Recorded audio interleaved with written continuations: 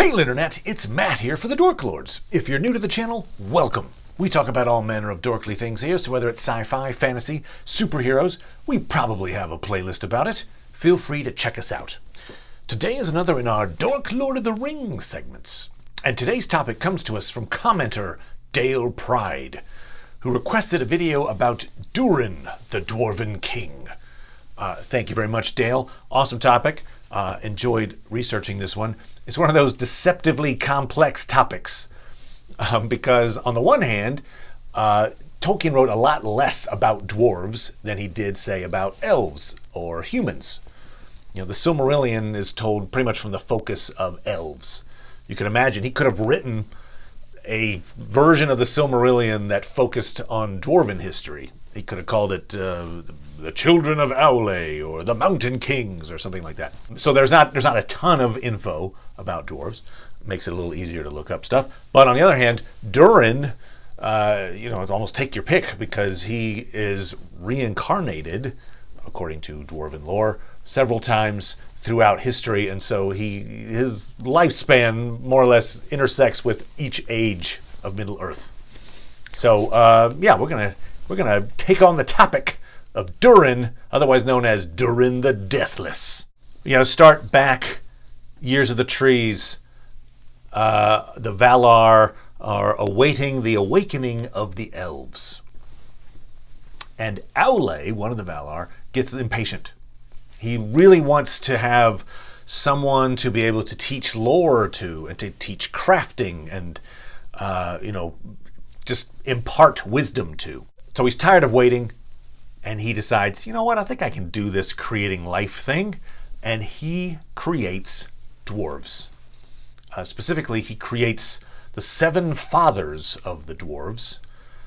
The first of which is the dwarf that later becomes known as Durin. Interestingly, he also creates mates for all the dwarves except Durin. So Durin is our loner in these pairs of dwarves.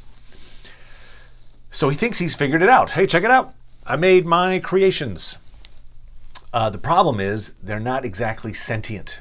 They're like robots. As long as he focuses his will and attention on them, they can move around and react like puppets. But as soon as he takes his attention away from them, they basically stop and power down. So Iluvatar, who is the person who create life, notices Aule's work, scolds him for it essentially, but says, I get it, your heart wasn't in the wrong place necessarily, but these are not the children of Iluvatar. Aule decides, all right, you know what, I'm gonna wipe the slate clean, and he takes his hammer and he's gonna just squash his creations, kill them. But he notices as he's about to swing that the dwarves he's created, including Durin, run away in fear, like, ah! And like, oh wait, they are sentient after all. Turns out Iluvatar had decided, you know what, I'm gonna finish what you started, Aule. I'm gonna work with what you're giving me. Instead of just starting from scratch, I will give your creations sentience. And so, voila, dwarves. Began with Aule, finished off by Iluvatar. But there's one caveat that Iluvatar makes, and he says, hey, look, I still want my children, the elves, to awaken first. They're still sleeping. So you have to, put these dwarves to rest until after the elves awaken. And so Aule takes these 7 fathers of the dwarves and has them rest under various mountain ranges. In the case of Durin, he has him rest under Mount Gundabad. And again, by himself, he doesn't have a mate. At some point when the dwarves awaken, Durin awakens in Gundabad and starts wandering south. And eventually he's going to find the mountain range wherein he creates Moria Khazad-dûm. I'm going to read you a passage here that describes this momentous event. One note, when it mentions Kheled Zaram. Kheled Zaram is the dwarven word for Mirrormere. It's the pool, the reflecting pool outside of the eastern gates of Moria. Okay. Durin is the name that the dwarves use for the eldest son of the 7 fathers of their race, and the ancestor of all the kings of the Longbeards. He slept alone, until in the deeps of time and the awakening of that people, he came to the caves above Celebrimbor, where afterwards were the mines of Moria renowned in song.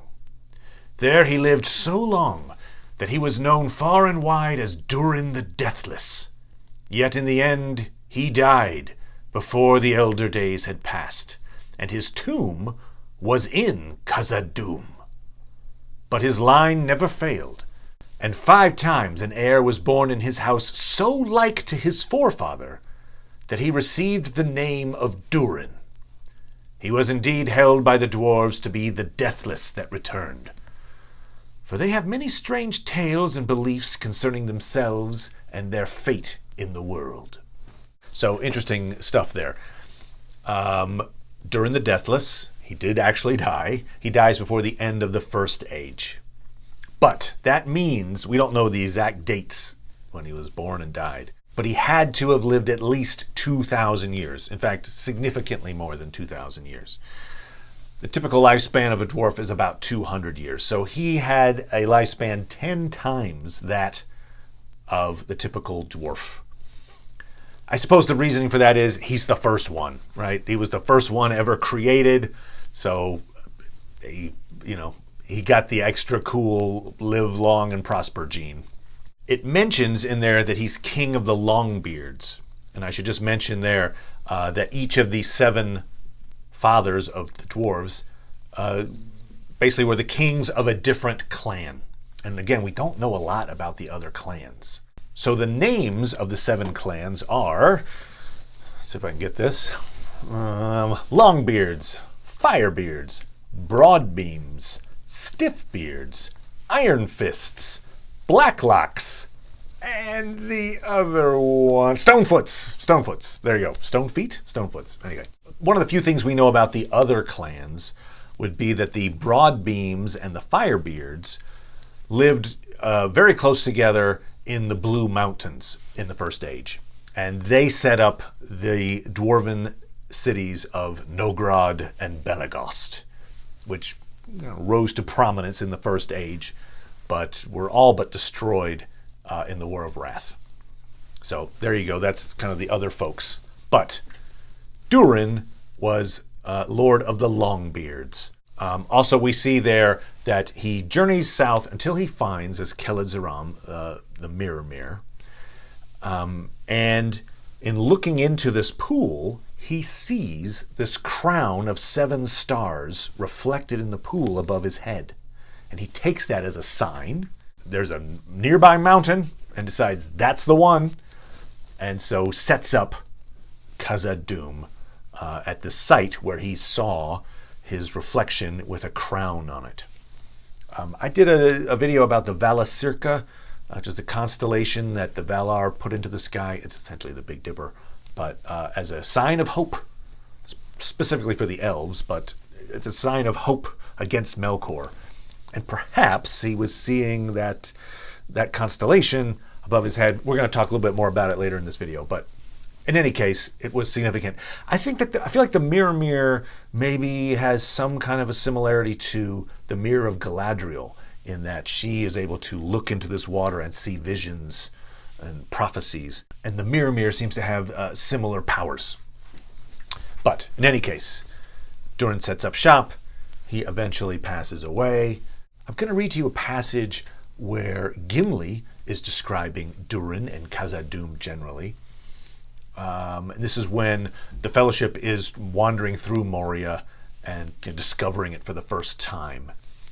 I'm going to include in here part of a poem that Gimli is chanting in the halls of Moria. It's a longer poem, and I've kind of condensed it down and just giving you the parts that I think are the most relevant to Durin. But here we go. "There must have been a mighty crowd of dwarves here at one time," said Sam. "And every one of them busier than badgers for 500 years to make all this. And most in hard rock, too. What did they do it for? They didn't live in these darksome holes, surely. "These are not holes," said Gimli. "This is the great realm and city of the Dwarrowdelf. And of old it was not darksome, but full of light and splendor, as is still remembered in our songs." He rose, and standing in the dark he began to chant in a deep voice, while the echoes ran away into the roof. "The world was young, the mountains green, no stain yet on the moon was seen. No words were laid on stream or stone when Durin woke and walked alone. He named the nameless hills and dells. He drank from yet untasted wells. He stooped and looked in Mirrormere, and saw a crown of stars appear, as gems upon a silver thread, above the shadow of his head. The world was fair, the mountains tall, in elder days, before the fall of mighty kings in Nargothrond and Gondolin, who now beyond the western seas have passed away. The world was fair in Durin's day. A king he was on carven throne, in many pillared halls of stone, with golden roof and silver floor, and runes of power upon the door.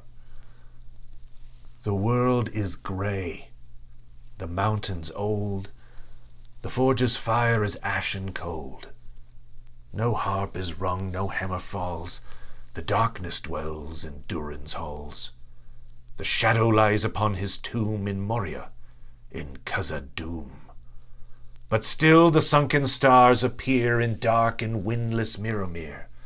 There lies his crown in water deep, till Durin wakes again from sleep. So yeah, there we see again this idea that Durin is just sleeping and that he can be reincarnated. And that is a belief that the dwarves have. Now, whether he's actually being reincarnated, it's questionable. It just doesn't follow necessarily with the rest of Tolkien's canon, but the dwarves believe it, so there's that.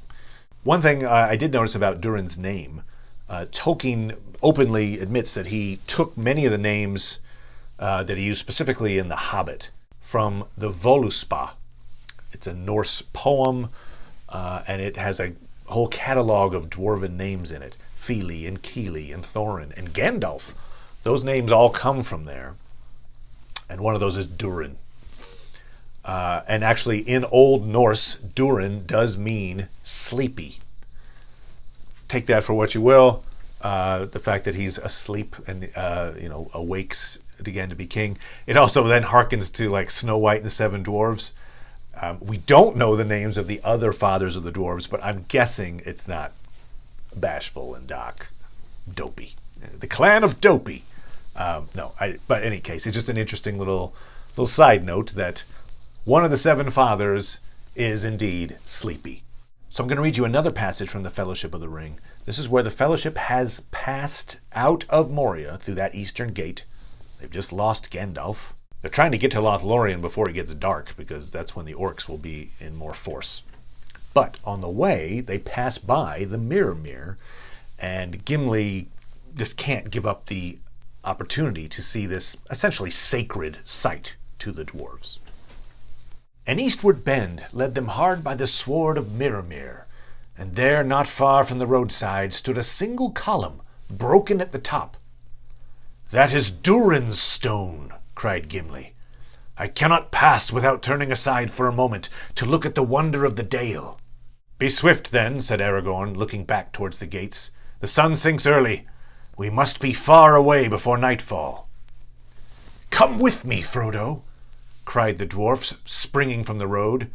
"I would not have you go without seeing Keled-Zaram." He ran down the long green slope. Frodo followed slowly. Sam came up behind. Beside the standing stone, Gimli halted and looked up. It was cracked and weather-worn, and the faint runes upon its side could not be read. "This pillar marks the spot where Durin first looked in the Mirrormere," said the dwarf. "Let us look ourselves once ere we go." They stooped over the dark water. At first they could see nothing. Then slowly they saw the forms of the encircling mountains mirrored in a profound blue, and the peaks were like plumes of white flame above them. Beyond there was a space of sky. There, like jewels sunk in the deep, shone glinting stars, though sunlight was in the sky above. Of their own stooping forms no shadow could be seen. "O Keled Zaram, fair and wonderful," said Gimli, "there lies the crown of Durin till he wakes. Farewell." He bowed and turned away, and hastened back up the greensward to the road again. "What did you see?" said Pippin to Sam. But Sam was too deep in thought to answer. Just interesting, first of all, you have the Durin stone, so they put this big marker, a runed stone, to mark the spot, supposedly, where Durin looked in and saw this reflection with the crown above his head. And we see that Gimli sees that crown as well. So it's not just a fable that no one can see the crown except Durin. Gimli has seen it, and we get the idea that the hobbits see it as well. Interesting, too, that it is daylight, and yet they're seeing these stars over their head. Also, the fact that they don't see their own shadows over the water. Again, that gives you that idea of maybe that this is like a magical font of some kind, much like the Mirror of Galadriel. It's the Dwarven version of the Mirror of Galadriel. All right, so that brings us to our various Durins through time. It goes up through Durin the Seventh. Our first Durin the Deathless, goes to sleep late in the First Age. Durin the Second, we don't really know the dates exactly of when his reign began or ended, but sometime early in the Second Age, Durin the Second comes along.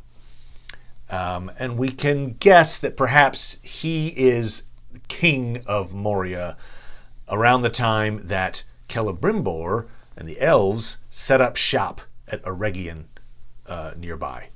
And the reason the elves come there and set up shop is because they're interested in that mithril, and they become trading partners. It's one of the few times when dwarves and elves got along. And that's in 750 of the Second Age. So when they start that partnership goes through, I think it's in the 1600s. So assuming that Durin the Second lived a typical lifespan for a dwarf, because I don't think any of these dwarves are living 2,000 years like the original Durin. If he lived around that time, somewhere, let's say if he was around at 750, maybe he lives through 900 or something like that. And here I should point out that it's not just a succession of Durins that rule Moria, right? There's a gap between Durins. And the idea that a dwarf would be born that is so like unto Durin that they name him Durin seems a little weird. Like, you can tell like an infant is going to be the next Durin. I mean, maybe there's a way, there's some kind of a mystical art that the dwarves use to figure that out. One possibility, actually I was mentioning this to my wife, who, by the way, gave me a new bobblehead introducing Sauron. Thank you very much, Sauron. In any case, she had a really cool idea, which was perhaps it's like popes almost. Where a pope gets a name, the name of the pope is not the pope's actual name. And so perhaps he's like Durin the Second, maybe had a different name growing up, and then when it became obvious,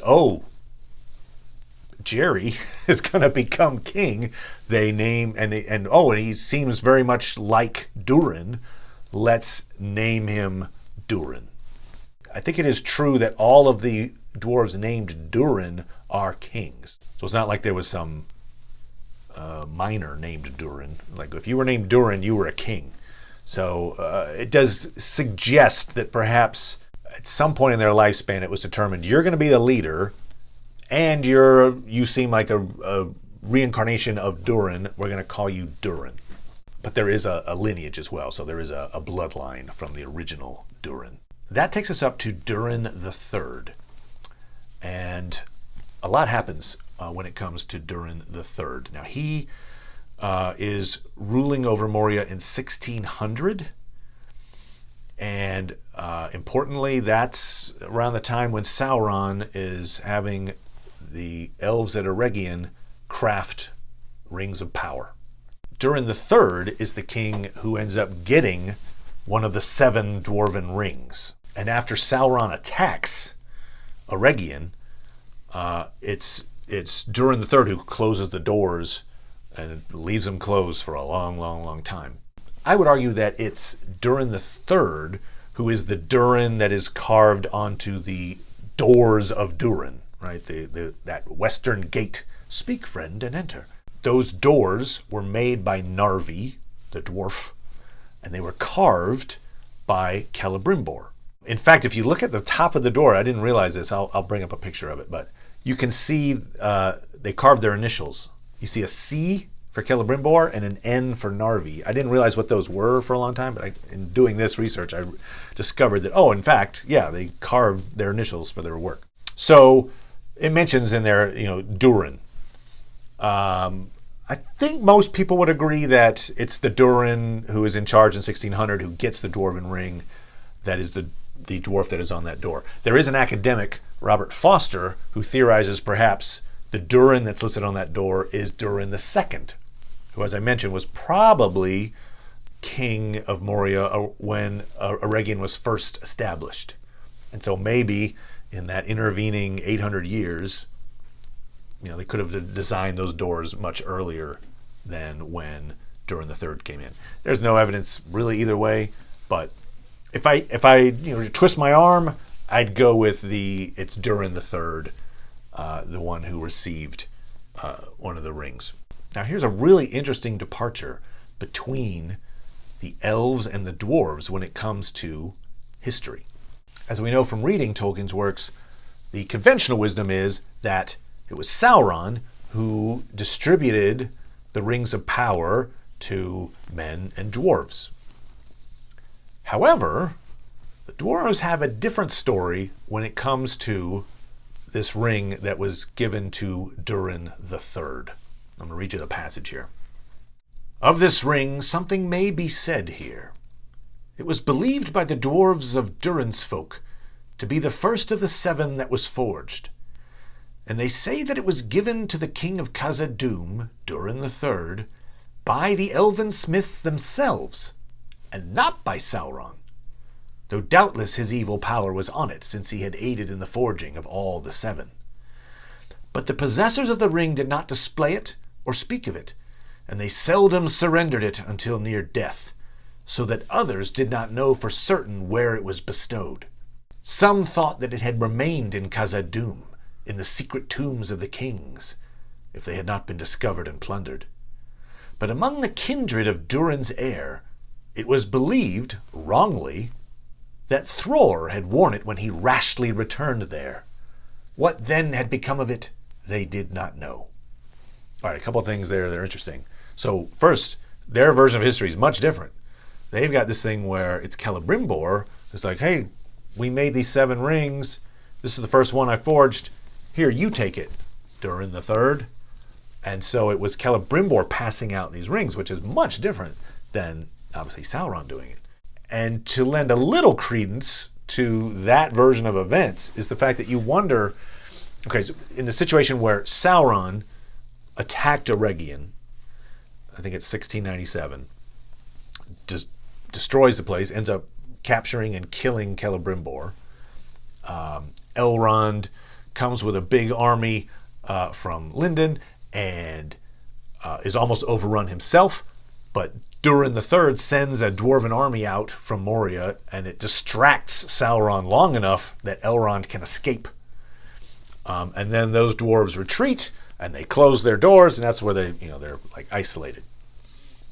But so they know that it was Sauron who just probably killed some dwarves, obviously killed their trading partner, and they were fighting against him in that moment. So it's odd that they would then turn around and say, "Oh, you're giving us a ring? Great, we'll take it." So it would actually make more sense if they accepted a gift from Celebrimbor, their friend. It's a little odd though, because it does put a different spin on the history if it's Celebrimbor who's passing out these objects that turn out to be corrupting an influence. Anyway, interesting little side note there. The other note about what happened to the ring, as it mentions there, it says that the dwarves, the Durin's folk, believed wrongly that Thror had worn it. So in the Third Age, we're going to get to this stuff here in a second, but Thror decides to come back to Khazad-dûm and try to retake it. Somewhat foolishly, because he doesn't take an army with him, he just kind of shows up. And it's Azog who captures and kills him. And that's what sets off the war between the dwarves and orcs. But before he left, he gave the ring to his son, Thrain, which is Thorin's dad. Ultimately, Thrain was captured by Sauron, and the ring was taken from him at that point. But apparently, Thrain never let on that he had the ring, because most of Durin's folk just thought that Thror had walked off with it, and then maybe it had ended up back in Khazad-dûm because Azog took it. But anyway, so we're up to Durin IV. Again, there's a gap between Durin III, so 1600. We know he closes the gates of Moria 1697. So if he's at least 100 years old, he certainly wasn't a year old when he started ruling in 1600. So he probably dies before 1800 of the Second Age. So near the end of the Second Age, you've got obviously this War of the Last Alliance. And I found this passage that might give a hint that maybe this is Durin IV's work. It's up for conjecture, but here's what I found about potentially Durin IV. The War of the Last Alliance is happening, and there's a passage describing the loyalties on each side of this battle. All living things were divided in that day, and some of every kind, even of beasts and birds, were found in either host, save the elves only. They alone were undivided, and followed Gil-galad. Of the dwarves, few fought upon either side, but the kindred of Durin of Moria fought against Sauron. All right, so the kindred of Durin of Moria fought against Sauron. So the folks from Moria sent out an army to aid in the alliance, fought with the elves and men against Sauron, probably as a result of what they knew from 1600 or 1697 when they tried to fight Sauron and failed. Now, you could say that way that's written, the kindred of Durin of Moria, might just be anybody, whoever was king at the time in Moria sent out an army. If we'll go back to Jerry. If Jerry, King Jerry, sends an army out, you would think it would say, the kindred of Durin of Moria, under King Jerry, fought against Sauron. But it doesn't. It says the kindred of Durin of Moria. It's just the way it's written, to me, suggests that perhaps there was a king named Durin at that time who sent an army. And if that's the case, it is almost certainly Durin IV. So there you go. That's my version of Durin IV's activities. It's a very pivotal moment, right? The dwarves sending an army to fight the evil in the world, which is great. Durin V is the one that there's just nothing about. Don't know a thing about Durin V. I would guess he's got to be early Third Age. But apparently, at least outside of course, they were pretty isolated, so we didn't hear a lot of history. But outside of Moria, there wasn't a lot to report about Durin V. Now, Durin VI, there's a whole lot happens. So I'm going to read to you the passage here.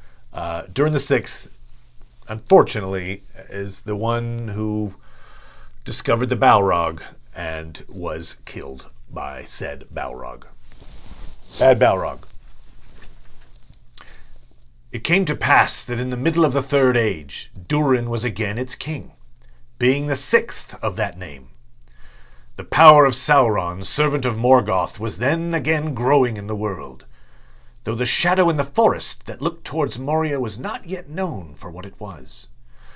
All evil things were stirring. The dwarves delved deep at that time, seeking for Mithril, the metal beyond price that was becoming yearly ever harder to win. Thus they roused from sleep, a thing of terror, that, flying from Thangorodrim, had lain hidden in the foundations of the earth, since the coming of the host of the West, a Balrog of Morgoth. Durin was slain by it, and the year after, Nain first, his son. And then the glory of Moria passed, and its people were destroyed or fled far away. So that's happening around 1980 of the Third Age. Balrog is awakened, kills Durin, later kills his son, who, interestingly, is to show you the gap between Durins, his son is not Durin. It's not Durin the Seventh was right. It's Nain the First. So his son is killed, and basically the people end up fleeing Moria. Now, when Balin leads a company to retake Moria later in the Third Age, and we see the journal entries. It's the drums in the deep. One of those journal entries mentions that they found Durin's axe, which was lying somewhere in Khazad-dûm. That's got to be an artifact of major significance, right?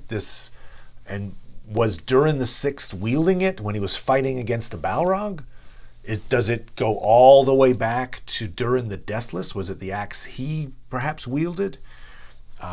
We don't know much about it because by the time the Fellowship comes by, the axe is gone, is lost again.